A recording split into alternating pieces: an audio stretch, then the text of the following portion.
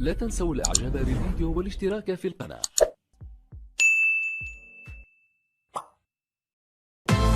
CataractCoach.com.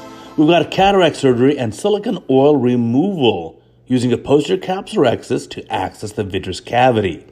Our guest surgeon is Dr. Willie Khan from Malaysia, and you can see this patient has a white cataract. Patient had a previous pars plana vitrectomy for tractional diabetic retinal detachment, which was repaired successfully, and silicone oil was placed inside the eye. Of course, we've sped up the video so we can get to the good stuff and show you all the important parts of the surgery. So gentle hydrodissection being done. There's the nucleus. Nice good capsulorhexis there, about a 5 millimeter rhexis. And then this nucleus will be removed. When doing the cataract part like this, the surgery is pretty routine. Now, we're sure this patient did not have any damage to the posterior capsule during the vitrectomy, so there's no worry there. And this nucleus is well supported. Even though it's a post-vitrectomy eye, this nucleus is easily chopped and it's well supported by all the silicone oil in the vitreous cavity. Now, if you're doing this part here and you see silicone oil coming up into the anterior chamber, that can mean there's either a capsule violation or probably more commonly some weakness in the zonular support, and you can have some of the silicone oil go up through that. So the nucleus is removed very easily. That looks great. And you can see there's a lot of silicone oil, there's a lot of pressure. So more viscoelastic being placed inside the eye here. Again, look at that big silicone oil fill in the vitreous cavity. So you can also certainly do a pars plana incision in order to do that, but here a posterior capsulorhexis is a very elegant solution. So using a cystotomer to poke the posterior capsule, and now using the forceps to create a nice capsulorhexis. So now there's a posterior capsulorhexis of about 3.5, maybe 4 millimeters in diameter.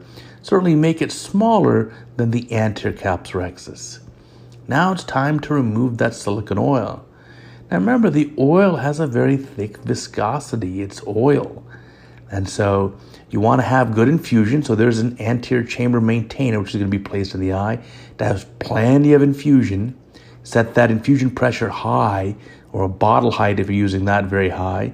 And you can put in a device to aspirate. And so here's a larger bore aspiration needle going inside there. And go slowly, don't collapse the eye. So look at the difference in the diameter of the two tubes. The suction one's much larger for the silicone oil, and the infusion one, which is that anterior chamber maintainer, is smaller. So you'll have to take your time and be gentle here so that you don't outstrip the infusion.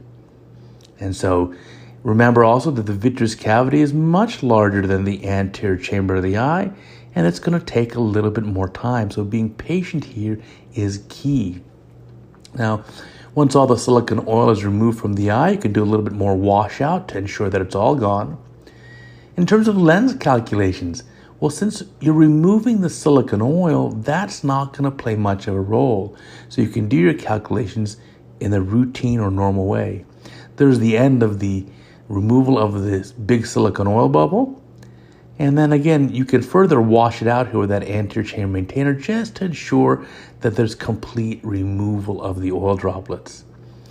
Now, sometimes it's hard to remove absolutely 100% of the oil droplets, and you may only remove like 99+%. So I'd encourage you to put in a lens that is acrylic. And in this case, you're going to put that acrylic lens inside the eye, and that's going to be a very good choice here. Again, if you were going to leave silicone oil in the eye, obviously you wouldn't create the posterior capsulorhexis, and you'd have to account for the difference in the IOL power by adding quite a few diopters. Probably be about 4 or more diopters to the IOL power in an eye with silicone oil still inside. So I want to thank Willie Khan for a beautiful video. Thank you for sending that over. And I encourage you guys, if you have an interesting case, we want to learn from you. You can go to CataractCoach.com, click on the links, and it'll tell you how you can submit your video.